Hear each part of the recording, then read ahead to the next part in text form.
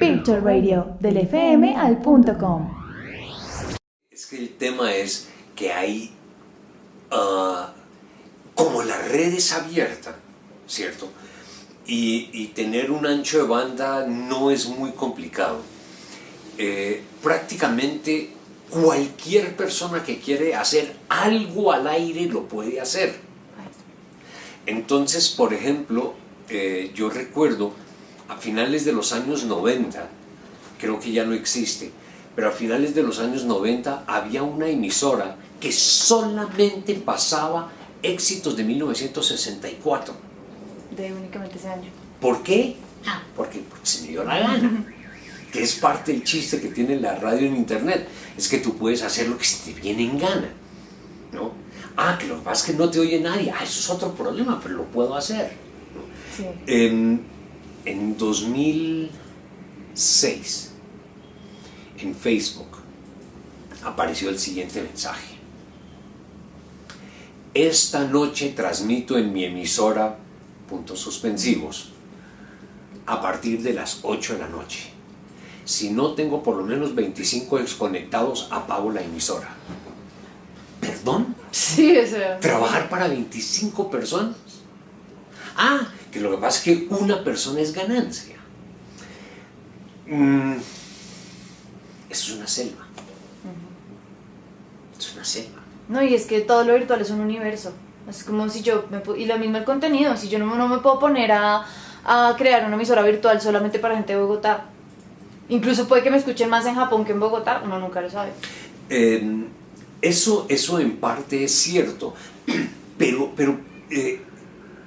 el tema es que tú puedes volverte tan específico, ¿cierto? Que te reduces a un oyente, tú mismo. Sí. Pero como no genera costos y cosas, ¿cierto? Entonces, ¿qué caray? Hagámoslo. Y a mí me parece que en medio de todo eso debe haber lentamente una selección natural, ¿no? Pero aún así, probablemente estamos hablando de millones de, yo no sé si llamarlos emisoras, de portales, sitios al aire en la red. Llamémoslas emisoras porque finalmente emiten algo, ¿no? Cuando me pusieron a territorializar la parte de mi tesis, yo decía, no existe un territorio, o sea, no puede existir un territorio. No. Yo ¿cómo puedo territorializar algo que es virtual? Es un universo completamente. Exacto, sobre todo que tú puedes sintonizar en cualquier parte del mundo lo que se emite en cualquier parte del mundo, ¿no? Y ni siquiera ahora lo virtual, lo FM también ya ahora se puede escuchar por digital.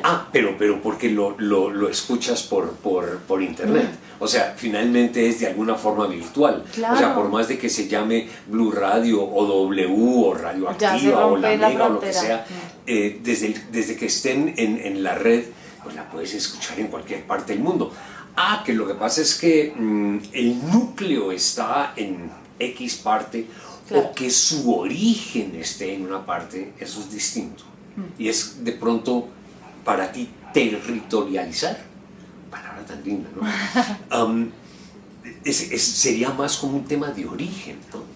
Sí, y como un objetivo también. Ya el territorio no es entonces una ciudad, sino una comunidad, un nicho, un gusto específico, no sé, quiero hacer una emisora para videojuegos. Sí. Ya no es tanto, digamos, el espacio geográfico, sino el público al que le quiero llegar. Entonces mi objetivo ya no es la gente de Bogotá, sino la gente a la que le gusta la música de 1964. Así, o sea, es algo demasiado específico, es un nicho. Entonces, eso es totalmente cierto. Y entonces llegas al punto en donde, como no dependes de pautas comerciales ni nada de esas cosas, entonces tampoco tienes ningún tipo de límite. Como censura, de pronto eso es una forma de decirlo, no tienes restricciones, no tienes límites para hacer lo que se te venga en gana, ¿no? Entonces que lo que pasa es que yo quiero pasar Bohemian Rhapsody 24 horas al día, pues lo hago, y quién me lo impide, ¿no? Pero por eso creo que también debería o debe haber una selección, no sé si natural o restringir un poquito toda esa selva. Esa libertad, pues. Toda esa selva salvaje donde no hay controles, no hay límites, en donde es literalmente haga lo que se le venga en gana, que no pasa nada.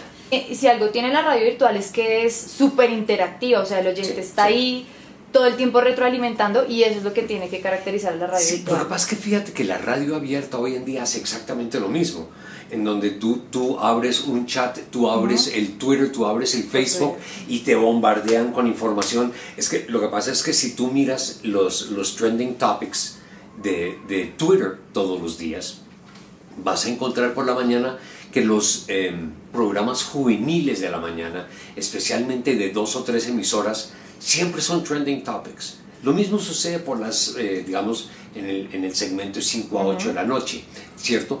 Entonces, cada vez más hay una interacción que no existía con tanta facilidad en las épocas en que, mira, en el año 78, nosotros decidimos, bueno, en el 77 yo empecé a hacer una cosa diferente. Nosotros, la emisora que yo trabajaba era Radio Fantasía. Radio Fantasía era una emisora en AM que daban los 1550 kilociclos, o sea, ya en el fondo del dial de la AM, ¿ok? Tenía un enlace en FM que era el 106.9, pero era el enlace del que era el FM en un principio era solamente el enlace entre estudios y los transmisores de AM, ¿ok?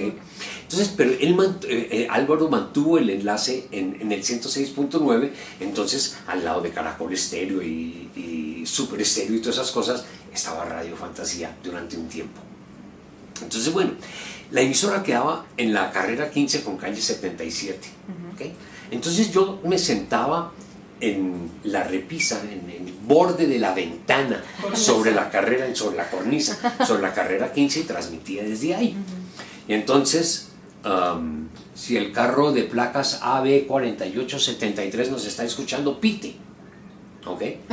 Y eso lentamente se convirtió en que el sábado por la tarde era una locura y pitadera, porque yo mencionaba las placas de los carros y empezaban a pitar, y entonces pasaban las bucetas y pitaban y cosas, ¿cierto? Se sienten incluidos, claro. Claro. Una forma de pero obviamente no había redes, ni mucho menos, ¿no? En el 78 hice otra locura.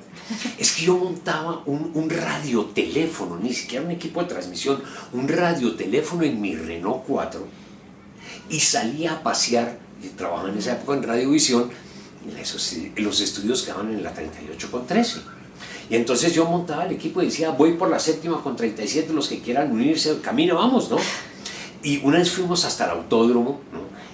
Lo que ahora es el outlet, el mega outlet, eso era el autódromo de Los Mejía, y entonces llegamos allá con 80 o 100 carros siguiéndome, ¿ok? En caravana todos. Pero fíjate que la interacción con los oyentes era bajarnos un poquito de esa torrecita de cristal, de esa nube, aislados de la gente, y lográbamos una interacción. Hoy en día con todo lo que son redes, para volver al cuento, es muchísimo más fácil, y es una estupidez no aprovecharlo. Entonces, cuando yo estoy al aire, yo me comunico con la gente, y cuando me escriben, rico escucharlo, y no sé qué cosas, qué buena música, ¿no? Entonces, Rin, muchas gracias por su compañía. Si yo alguna vez recibí tu saludo, yo también te escribí en un momento, y ahí soy yo, ¡ay, qué emoción! Uno se siente incluido, uno se siente escuchado de alguna manera, como si fuera una familia, sí, algo así. Uno para quién transmite.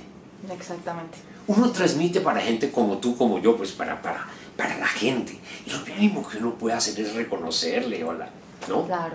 Y eso no significa, pues, rifar $1.000.000 todos los días y estupideces cosas como esas. Es mucho más elemental lo que dices, ¿no? Entonces al final yo simplemente digo, mire, encuentro aquí conectado por el Facebook a tales, a tales, a tales, por el Twitter está conectado tal, mire que aquí por el inbox me preguntan tal. No cuesta nada, a mí me emociona, ¿no? Sobra decir, pues, que me emociona que la gente me escuche, claro, y que podamos interactuar, pero es eso.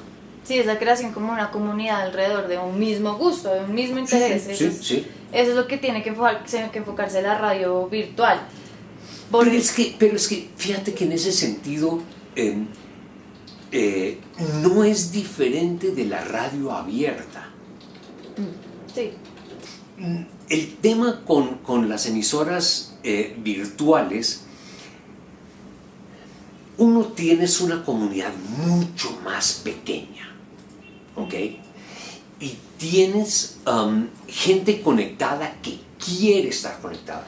Quien está escuchando radio abierta de pronto cayó ahí accidentalmente y qué pereza cambiar la emisora del carro. O es la única que le entra, también puede ser.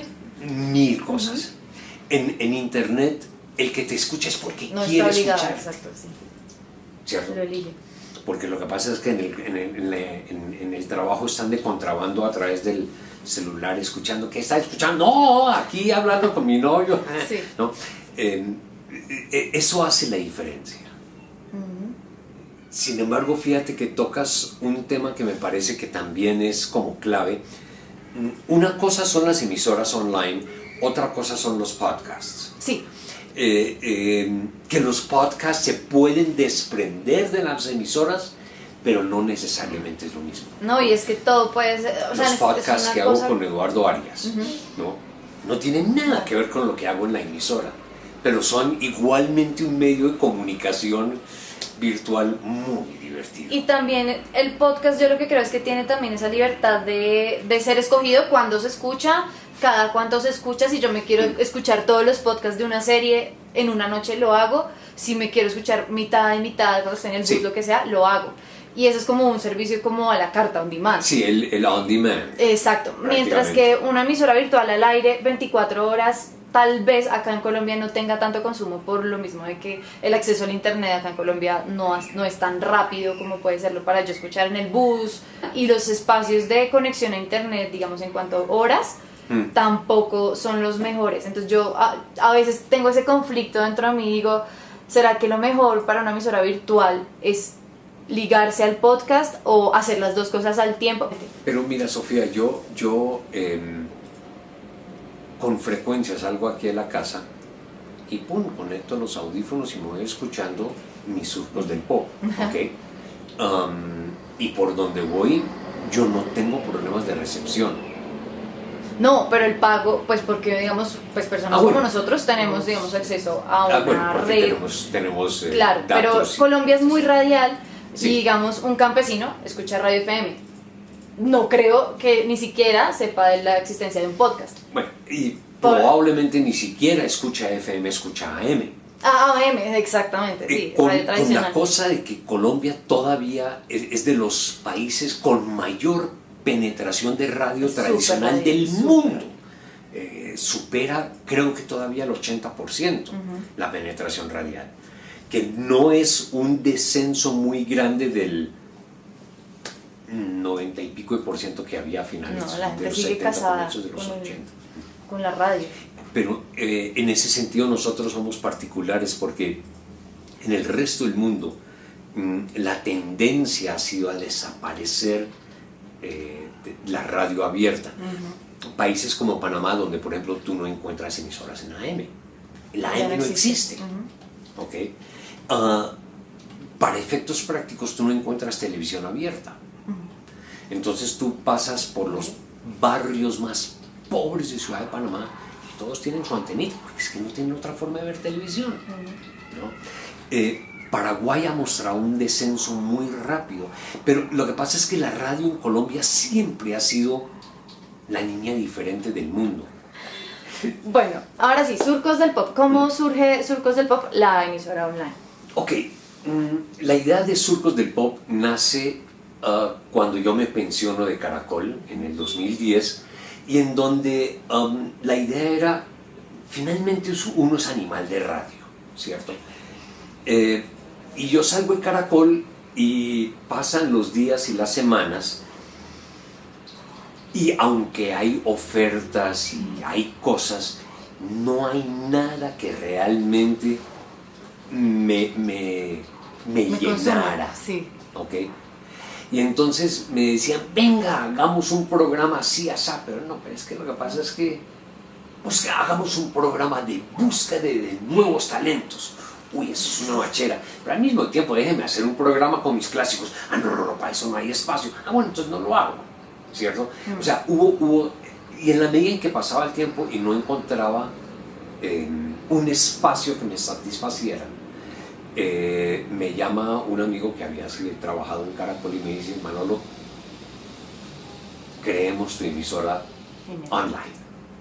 Entonces me bailaron los ojos y listo, hombre. Y así nació. Entonces me dijo: haga lo que quiera. ¿Qué podía hacer?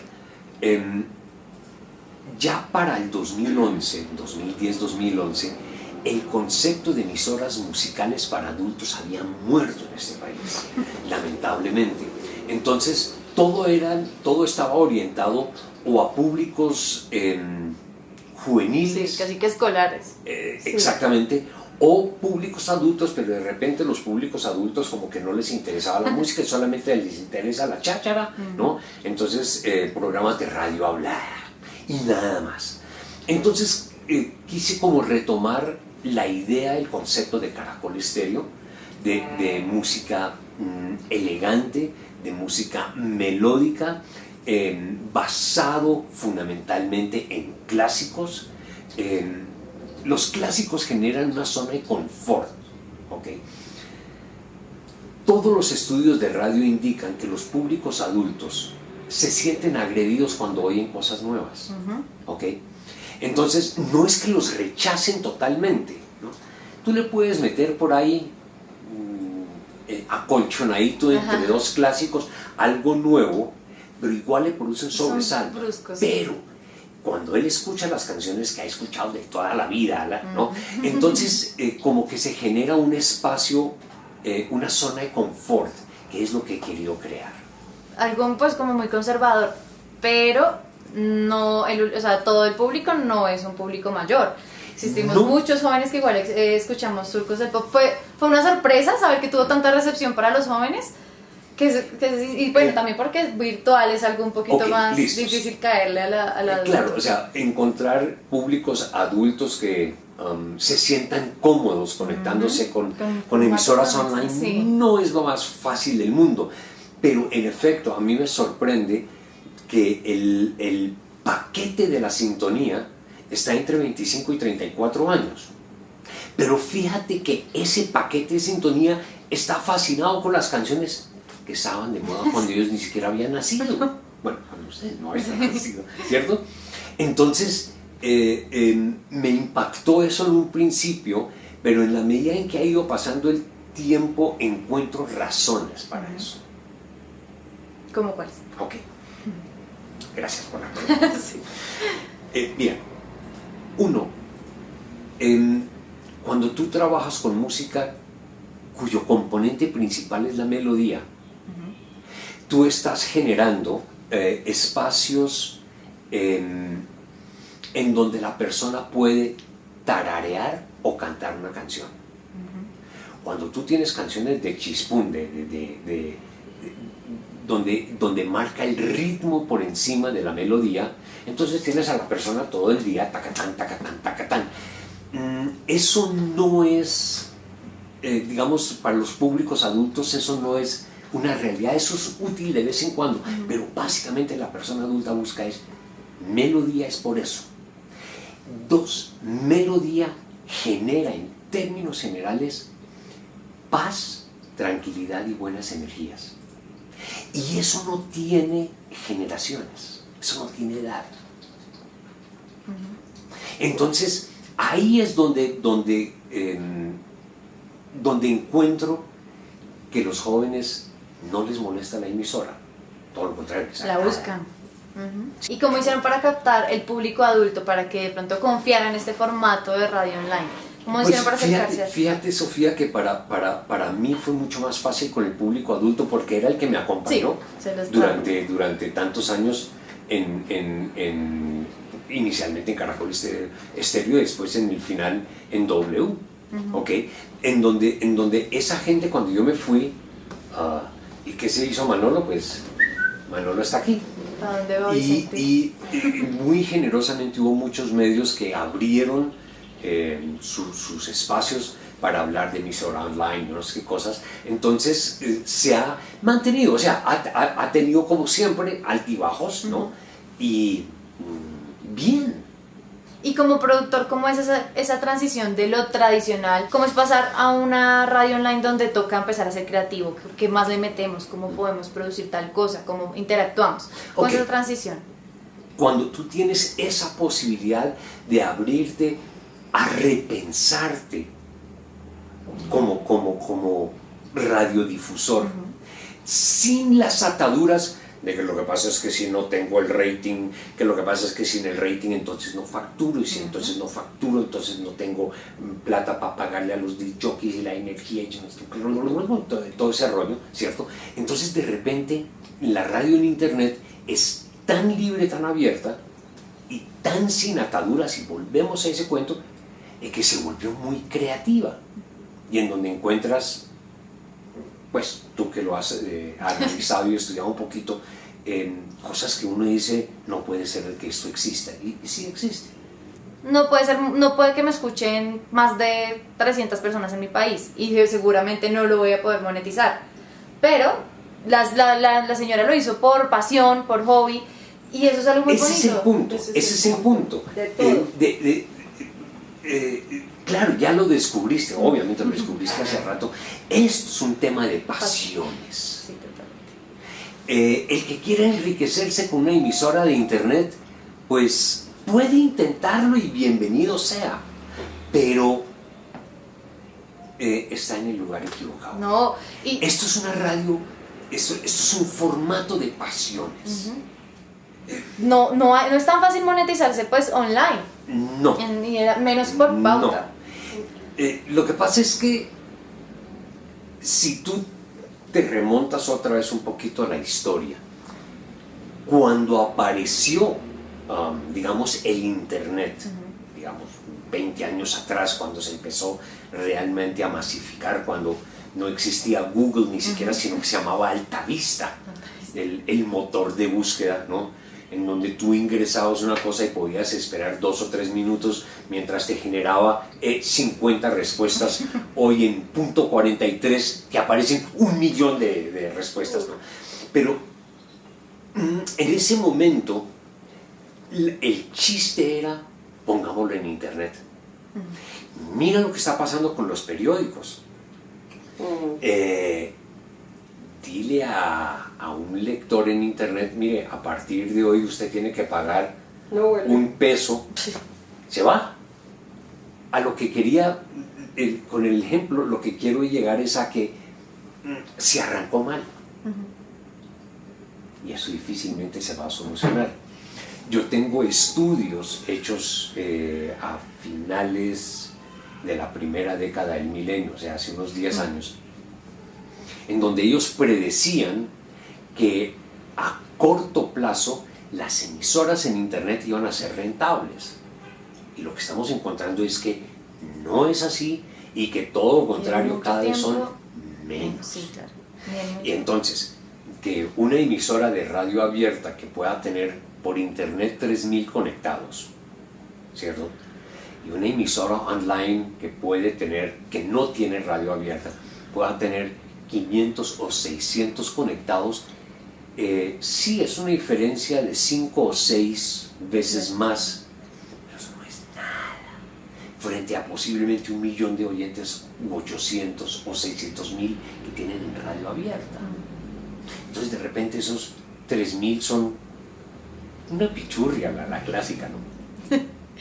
Hablando de costos exclusivamente en la radio online, ¿cuánto puede llegar a costar una radio online? Hablando de equipos, hablando de pronto micrófonos. Ahora se puede hacer uno desde el celular y crear su propia radio y estar transmitiendo. Pero, óyeme, si hay noticieros de televisión que están trabajando con celular, ya ni siquiera están trabajando con cámaras. Sí. O sea, ¿a dónde hemos llegado? Entonces van a decir, no, es que lo que pasa es que con la calidad de las cámaras de los celulares, bueno, eso es un tema para discutir. Sí. Pero es que tú ni siquiera necesitas el ancho de banda, y yo no sé cuánto cuesta eso porque eso me lo suministra mi proveedor, ¿cierto? Y hay como, es un acuerdo un poquito extraño, es una cuestión de amistad. Entonces yo tengo ahí mi ancho de banda. Yo puedo tener una consola, Okay, una consola física que puede costar 3 o 400 mil pesos, que no necesitas sino una consola de 4 canales, ¿cierto? Una para ingresar un CD player, o si quieres 2 CD players, un micrófono y una línea telefónica o una conexión al computador. Sí. O sea, no necesitas más, ¿ok? Eso cuesta 300 mil pesos, 400 mil pesos. ¿Cierto? Un buen micrófono puede costar 100 mil pesos. Ya, listos. Pero tú puedes encontrar consolas virtuales y simplemente entras a Google y dices consolas virtuales y la descargas. Obviamente eso ya está todo pirateado, entonces puedes, ¿cierto? Perdón, puedes encontrar consolas que ya no tienen costo, ¿no? Sí. Y listos, tienes tu consola ahí, en la pantalla. Un micrófono, unos audífonos y listos. ¿Y en la parte de streaming se paga un servicio de streaming? Bueno, ¿Surco se paga streaming? Pues eso lo paga. Y en cuanto a derechos de autor, porque... Pues uno debe pagar eso, ¿no? Y como son emisoras no comerciales, creo que es el 25% de un salario mínimo, ¿no? Okay. O sea que son 200 y pico mil de pesos. Okay. ¿Y eso está vigilado por el Ministerio de TIC? Por Saico Asimpro. Saico Asimpro. Sí. Okay. Y eventualmente te expones a que llegue alguno de esos tuning radios o alguna cosa así, y diga, reciba una demanda de cualquiera de las grandes industrias fonográficas y diga, saquen esa emisora al aire que no paga derechos. ¿Nunca ha pasado? ¿Con Surcos del Pop? No. No, nunca. No. ¿Qué es lo básico que se necesita para tener una emisora virtual? En cuanto a contenido, en cuanto a, bueno, equipo ya lo hablamos, pero ¿qué dirías tú? ¿Es básico esto? Tener un concepto. Tener una idea. Pero más que una idea es un concepto, ¿ok? Y tener claridad de qué es lo que quiere hacer uno. Eso es, básicamente es eso, ¿ok? Por supuesto, eso es mucho más elaborado, pero digamos que esa es la premisa básica, ¿ok? El concepto, a ver, tú partes de una idea, ¿ok? Llegas a un concepto y en donde dices, mire, yo quiero hacer una emisora... Reggaetón. No, pero por ejemplo, tú mencionaste un muy buen ejemplo. Yo quiero transmitir para familias que tienen pacientes de cáncer, ¿ok? Ahí tienes un concepto claro. Después tienes que armar los contenidos. ¿Qué quieres ofrecerles? ¿Quieres ofrecerles charlas con médicos? ¿Quieres contar testimonios de familiares? ¿Cómo enfrentan la cosa? ¿Quieres tener los enfermos ahí? ¿Quieres mezclarle música para como ambientar, qué tipo de música le meto a esto como para estimular, para mantener contenta a la gente? No, es que lo que pasa es que quiero hacer una emisora sobre temas legales.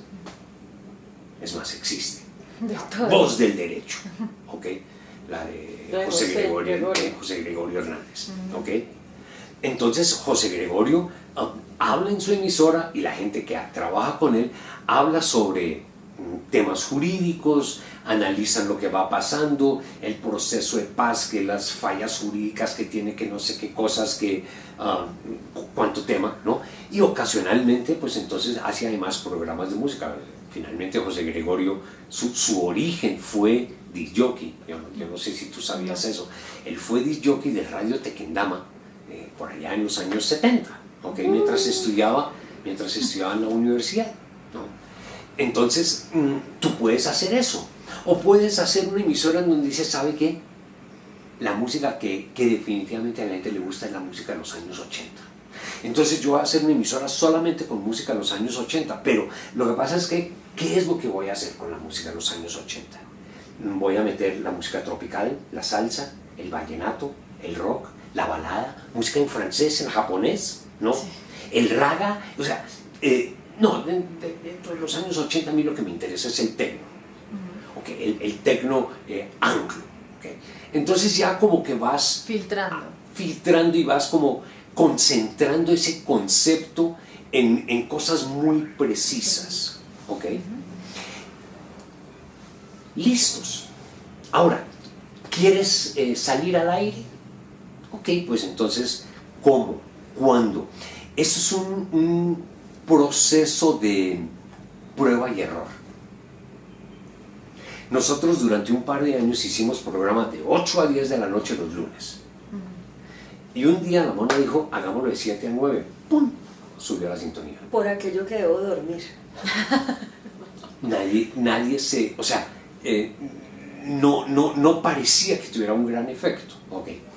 Estoy haciendo programa de 10 a 12 los viernes. De 10 a 12 el día. Y ahora lo vamos a hacer por la tarde. Estamos pensando en moverlo a la tarde. Va a tener un efecto negativo, un efecto positivo. Solamente lo podemos probar.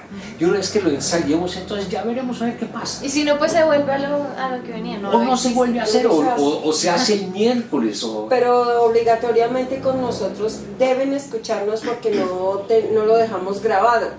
Claro. No es que tú no grabaste el programa y podcast. tú no escuchaste y lo dejaste ahí. Por eso, no hay podcast. ¿Y por qué no lo hacen? ¿Por qué no lo dejan colgado? No. Porque ahí hay una serie de temas técnicos que no podemos resolver ahora. Ok. Entonces, ¿existe una parrilla de programación? Sí. ¿O es, para cómo es la parrilla de eso?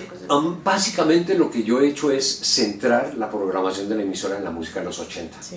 Por algunas razones la música como que le pega a todo el mundo, ¿ok? Dentro de esa música de los 80 busco siempre, y es como la premisa básica, la fundamental, el colchón de todo, es melodía, ¿ok? Eso no significa que no tenga ritmo.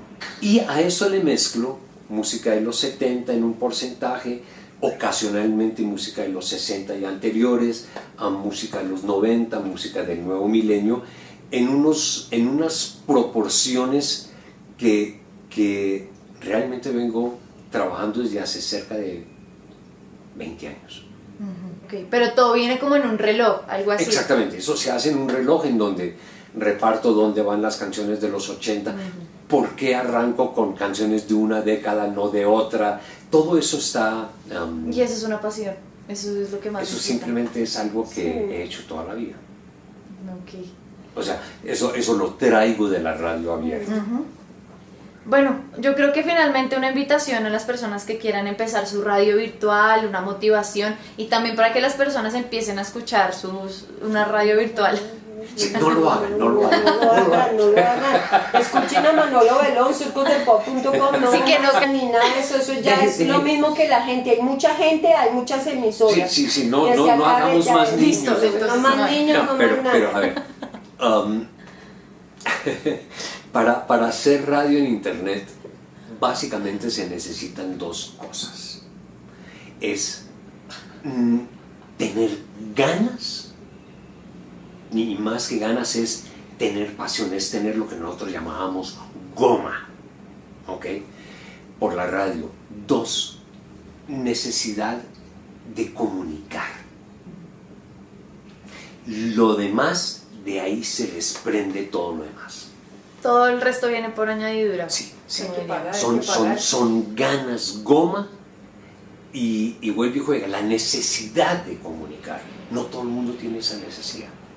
Bueno, ¿Listos? sí, finalmente agradecerle también a Marta y a Manolo pues por darnos este espacio en medio de toda esa gente tan ajetreada que tienen por el lanzamiento del libro, y también una invitación para que todos compren y lean el libro de The Beatles, la historia. Pues ahí está la orden y muchas gracias por eso. Ahí está The Beatles, la historia, mi más reciente obra literaria.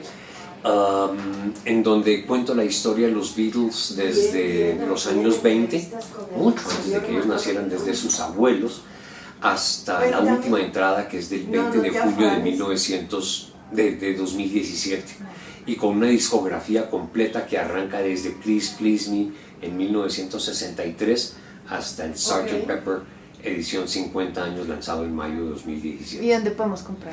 Está disponible en las principales librerías del país. Además está disponible como ebook.